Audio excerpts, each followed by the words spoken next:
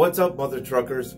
Welcome back to Destination Unknown. I know it's been a very long time, but I finally got around to making a video. And well, it's trucking. There's a lot going on, changes and stuff like that. Prior to this, we were pulling a 53-foot trailer. Now we're doing doubles, which we did a couple of years ago, and I really didn't care for it. But hey, when you want to be home every week, you got to do what you got to do, right? We're still at the same trucking company. The good thing about this is that we're making more money, we're home weekly, and we're pulling doubles, but actually it's not so bad. I've come to like it. This video is going to be about the top 10 essentials every trucker needs in their truck. And before I begin though, I need you to do something very, very important. Hit that subscribe button. And second, we've been able to monetize this YouTube channel, which means that we're able to have commercials on this. So when you guys see a commercial, please help us by watching the commercial fully, because when you watch the commercial, whether it's a 10-second or a 30-second, we're able to make maybe 50 cents, $1. But when you hit skip ad, we only make like a penny or two. So it really helps us when you take the time and watch the full ad. We really appreciate it. It helps us bring more content to you guys. So let's get into it. This is the top 10 things every trucker needs. So number one, and you're going to be shocked when I say this to you, but it's a GPS, a truck GPS. A lot of guys that I know that get into the industry, when they don't have a GPS, a lot of them just use your GPS that's on, from Google Maps, or the one that the company provides, which at our company, the GPS in our trucks are not reliable. Many times I'll get a call from a new driver saying that they follow the truck GPS, and guess what? It took them somewhere in New Jersey where a truck should never be, and then they call me and ask me how to get them out of it. It's not fun, because let me tell you, I've had that in New Jersey call and a few times, and yeah, it's kind of nerve-wracking, because you're giving a guy who's more than likely doesn't know where he's at directions how to get his truck out of there. So a GPS, now it doesn't really matter which one you get. It can be a Ram McNally, a TomTom, a Garmin, as long as it's a truck GPS, because like I said, guys will use the Google Maps, and that's designed for a car, so you don't want to be following that. And I'll have new drivers following that and getting into trouble, so you don't want to be doing that. Stay tuned for a later video. I'm gonna go in more in depth about this, in case you're wondering what GPS I recommend. I've tested them all, and I'll tell you in that video which one I recommend. So that's number one, a GPS. Number two, it kind of goes with the GPS, and that is, it's an Atlas. So the Ram McNally Atlas. Nowadays, a lot of guys don't carry it in their vehicles or in their trucks because they have, modern technology, GPS, Google Maps, etc. But I think you should really have one of those in your truck. You need to learn how to use it, because it's really good in telling you how to navigate through all over the country, because you can find out which areas are truck friendly, which ones you shouldn't be going into. To this day, I still use it. As a matter of fact, last week in Pennsylvania, which you guys, if you've ever been in Pennsylvania, you'll find out quickly that it's not a very truck friendly state. That you'll use that a lot, and it will save you a lot of money, because if you look into it, guys, the fines in states like that for being in non-truck routes is very costly. So if you get one of those, just spend the extra money and get the laminated, because the laminate one will last a very long time. So I think it's like about 35 bucks or something like that, maybe 40 bucks, but it's well worth it. So that's number two. So number three is, now winter's coming up, and so it's really important that you have this, and let me tell you why. But what is it? It's a shovel and like a pickaxe. So when I say shovel, I mean like more like a garden shovel. It's maybe about this long. I'm gonna put it up here on the screen what I'm talking about, and also the pickaxe. The reason is, when you are driving in the winter, you might get stuck somewhere, and heavy snow comes through, and then the ground gets like a sheet of ice, and then you're like, in the morning when you try to leave, your truck might be stuck because it's just spinning on the ice or on the snow and stuff like that. So a lot of companies will tell you to just get some like kitty litter or some rock salt or something like that, but here's what I found. Those two things will get you out of any jam. So what you can do is take the shovel, move all the snow and stuff like that, and typically there's a sheet of ice underneath all that. So you take the pickaxe and you hack away on the sheet of ice, and then you can pretty much get underneath the tire almost, and enough that the tire can build some traction and get you out of that sticky situation. Otherwise, you can try kitty litter, but it doesn't work a lot of the time. The other thing that they're gonna have to do is send a wrecker and tow you out of there, pull you out of there, which it's gonna be cost your company $400 or $500, maybe more. So this is a quick solution to getting stuck on a sheet of ice. The hardware store maybe about $40, both of them combined, but it's well worth it. And I've used it. I've helped other drivers who've been stuck in snow get out of situations. And carry it in the wintertime. Summertime, just take it out of your vehicle, put it in your house. And so that is number 3. So number 4 is a pretty funny one, because it is something that drives me nuts with truckers, and that is a headset. A trucker specific headset, but not anyone, guys, because I've had guys buy all kinds and it just sounds terrible. Get the freaking Blue Parrot. It's a little more money, but I've had guys buy the cheaper version. They've bought like I think it's called the Blue Tiger that they sell at TA Petro. Freaking like, what is up with trucker like headsets that are like called Blue Tiger, whatever. There's like knockoff versions.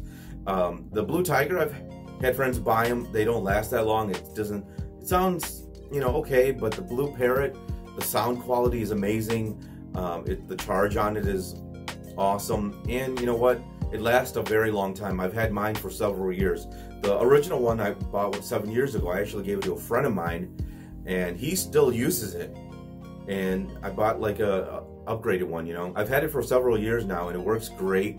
So let me tell you a funny story, right? So I've had some of the drivers who I've known who bought the cheap ones, and I can't hear what they're saying because the sound quality is terrible. And I've tried my best because they're drivers that I know, but then eventually you're just like, I got to throw in the towel, man. I'm not going to talk to this guy no more until he gets a new Blue Parrot or something like that. So guys, if you want to keep friends in this business, don't go cheap. Get a freaking Blue Parrot, and then you'll thank me. So number 5, and this one is a broom. And the reason being is if you do reefer or if you haul anything like food, like I don't know, peanut butter or whatever, some of these customers, they're gonna have you sweep the trailer. And a lot of the time, man, when you go to these places, they'll inspect it, and if your trailer isn't clean enough, they'll tell you to go in there, clean it, sweep it out really, really good, and they will have their security guard check it before they let you onto the property. And it can be very annoying, where I've had to do it in the middle of the night when I first started, because I didn't know anything about this, and I didn't have a broom, so luckily they had one. But what I ended up doing after that is buying a broom, from Home Depot or Menards or whatever, and keeping it on the truck.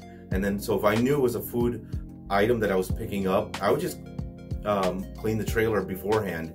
And so that way, when I got there, they look at it and they're like, oh my God, this is so clean. And boom, they let me in, get my load, and get the hell out of there.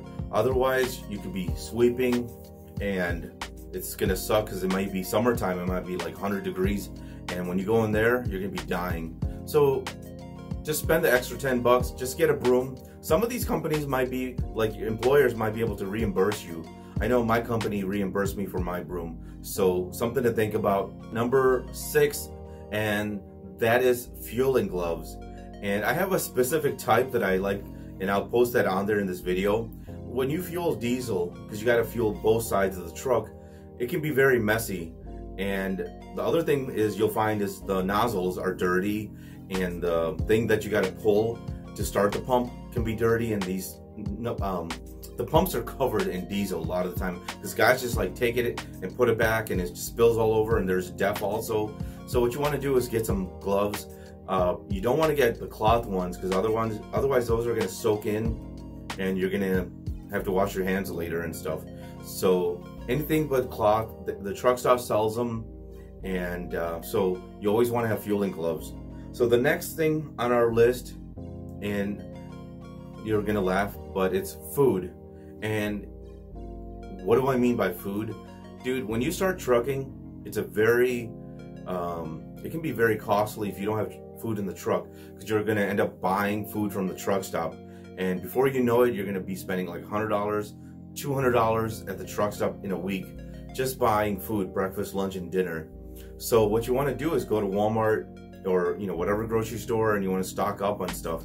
And if you're able to, get yourself a slow cooker and start cooking in the truck.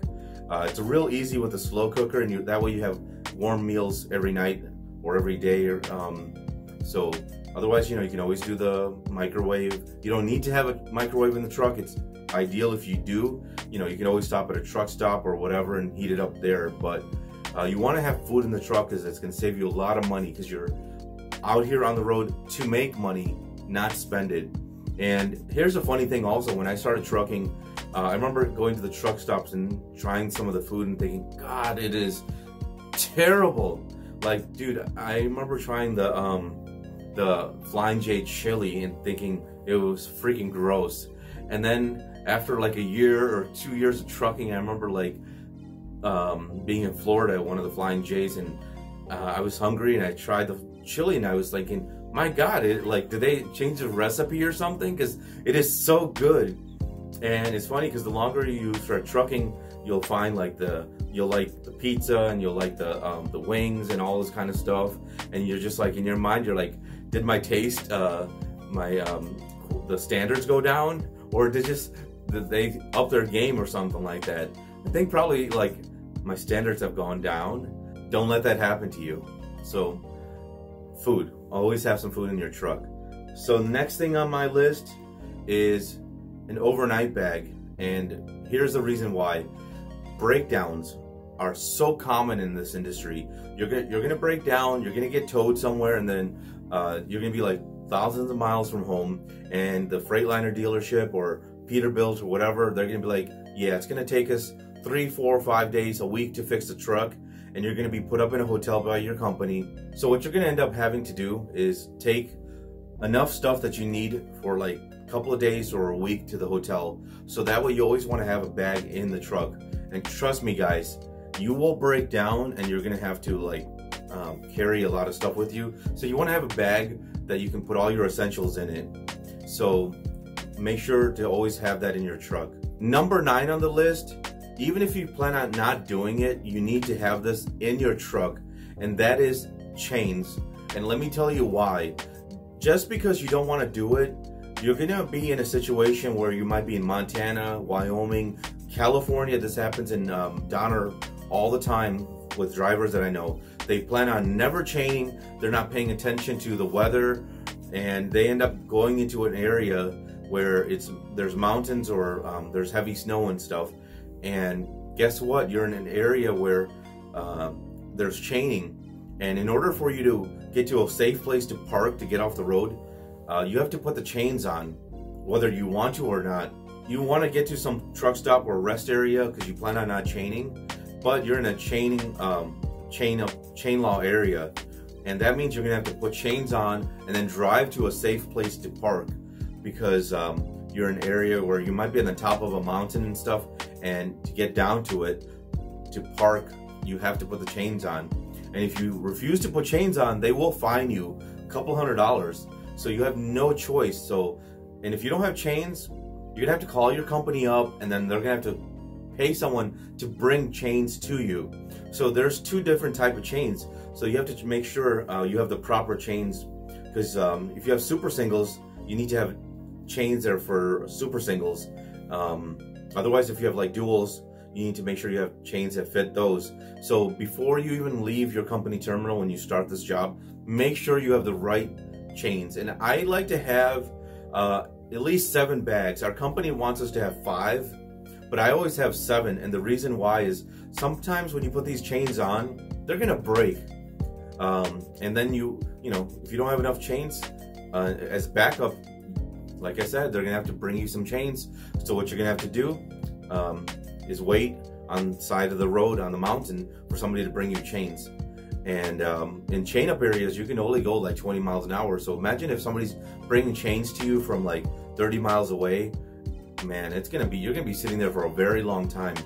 So I always have backup chains. Now another reason to have chains is if you're driving through, like for example, like California, they do a lot of this, or Oregon, or Colorado, they'll check to see if you have chains. You want to make sure you always have chains, guys, because you don't want to pay a fine and you don't want to end up being stuck in an area where you got a chain and you don't have any. So number 10, we've come to the end of our list, and it is the most important thing I've had in my truck in my entire trucking career. It's my most important tools. And what is that? It's my flashlight and my hammer. And let me tell you why. Pre-trip and post-trip, these are my most important tools. The reason being, with my flashlight, even daytime, I'll have it on when I'm doing my pre-trip, and my hammer, because you can get underneath the trailer and check to make sure everything is working. Sometimes it's a little dark underneath there. You can flash your light at it, and especially your brake area and stuff, you can make sure everything's working. And with your hammer, you can thump your tires to make sure if you got a flat or not. And also, once you do it a while, you'll know when a tire needs some air. So when you thump it and you're like, okay, this tire right here needs some air, you can air it up at the truck stop, or if you have one of those things you can attach to your glad hands to your truck, you can fill up your tires. And I can't tell you guys how many times it's come in handy, especially with the hammer, because most people, when what we do is a lot of drop and hook. What that means is, when I deliver a trailer to my destination, I hook up to an empty trailer or loaded trailer, another one, and I leave. And so I'll do my pre-trip and I'll notice there's a flat tire. So before I even leave that customer, because what I haul is somebody else's trailers, I can tell that customer, hey man, you got a flat tire, let me know when it's fixed, and then I'll hook up to it and leave. So, a lot of guys, man, they'll just hook up, not do a pre-trip. They may have a flat tire. And then let me tell you this, just this past week, I was at the fuel stop, and right on the interstate, I could see a guy. He had a flat tire, and he must have been driving on it, and it caught on fire. And guess what? It burnt the whole trailer down. And there were fire trucks and everybody putting the trailer fire out. And that was from a flat tire. So with that hammer, you can thump your tires, and then with your flashlight, you can always make sure if there's anything wrong in your brake area. If you have an empty trailer, you can crawl in there, see if you have any holes in your roof. Because if you're hauling items that are worth millions of dollars and you're going to go pick that up, you want to make sure there's no leaks. Because if you're going through some rain, man, can you imagine if you're hauling, like, let's say Apple computers or whatnot? Water will get in, and then it's going to damage 10 million or 15 million, $20 million worth of computers. And it's going to be your fault because you didn't do a pre-trip. With these flashlights, what's great about it nowadays is that they sell these that are rechargeable. So the one that I have, I bought it for about 50 bucks, but it's rechargeable using my my phone's charger. So I can just plug it in, and it lasts a very long time. I think I charge it maybe once a month. It has I think it's about maybe 1,000 lumens. I'm not really sure off the top of my head, but it's very bright, and it's very heavy duty, and it's rechargeable. So instead of having to buy batteries all the time, you can just recharge it. And I have light that you can put on your head, the one you put around your head, so that way you can have one in your hand, one on your head. That way if you're chaining, you have plenty of light. Then also I have when I'm chaining, I have lights that I put on the ground. They're all rechargeable. It's amazing, because one of the things I forgot to mention when I was chaining, it's most likely going to be at nighttime is when I've ever had to chain. And it's going to be dark, and you're throwing those chains under the trailer and all that kind of stuff. So you want plenty of light, and they're all rechargeable, and they are well worth the money, because you're going to save yourself a lot of money not having to buy batteries. And I'm going to put the link to them below. It's something I highly recommend just to save yourself money in the long run. But guys, that's my list of the top 10 things that are essential for every trucker. What do you guys think? Do you agree with me? Is there something that I left off the list? Let me know in the comment section below. And make sure, if you haven't subscribed to this channel, please subscribe.